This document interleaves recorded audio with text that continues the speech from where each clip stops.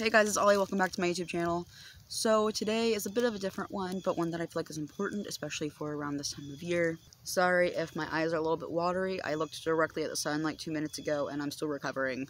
So essentially we're going to be talking about why you should not rake the leaves in your yard. There's a lot of reasons why you shouldn't, and there's not a ton of reasons why you should. Mostly it's for cosmetic reasons that you would just rake your yard, but there's a lot of benefits to not raking your yard. So the two categories I've kind of split these reasons into is environmental, and that it's just good for your lawn, like it's good for your yard.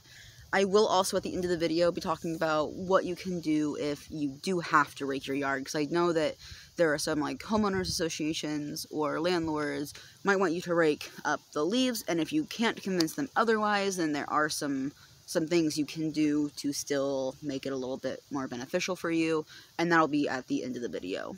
So let's start off with the environmental reasons that you might not want to rake up your yard this year. Number one is that many species do stay in the leaves over winter.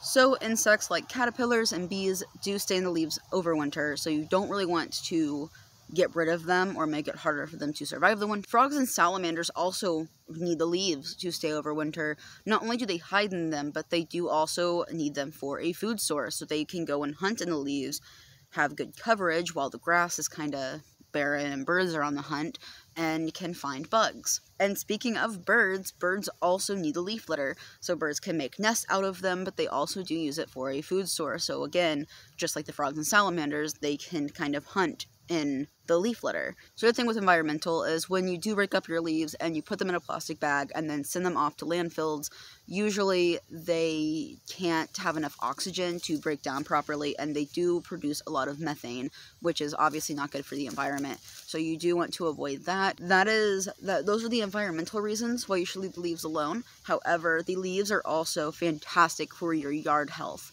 So in the spring, if you want a really nice looking yard, honestly, leaving the leaves is probably your best bet. So leaf litter insulates the ground. It makes it to where it's harder for the ground to freeze over winter, and their roots can stay relatively warm during the cold winter months. The leaves also have vital sources of micro and macronutrients and are fantastic fertilizers.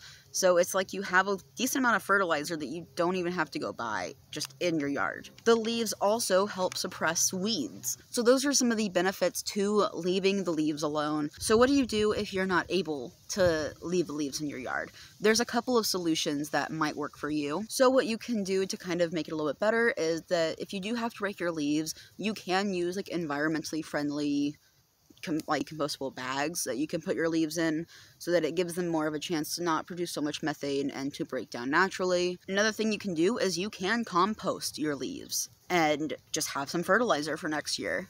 Before you do get rid of your leaves, I do recommend raking them up around tree trunks to kind of help the trees through winter so that they don't freeze as much, they're not as cold, yada yada. If you do have a garden, you can also rake them over your garden to again kind of protect that soil. So those are the options that I can think of. I'm sorry that it was so short, but that's pretty much all I have for you. So don't forget to leave a like for the algorithm and comment down below if you have any other suggestions. And of course, don't forget to subscribe to this channel if you are into this kind of content, or really any animal kind of content. I normally post animal stuff. It's been a little bit wonky lately. I upload every single Saturday now, not Friday, at 3 p.m. Eastern Standard Time, but you can hit the bell if you don't want to remember that. And as always, I will see you guys next week. Bye.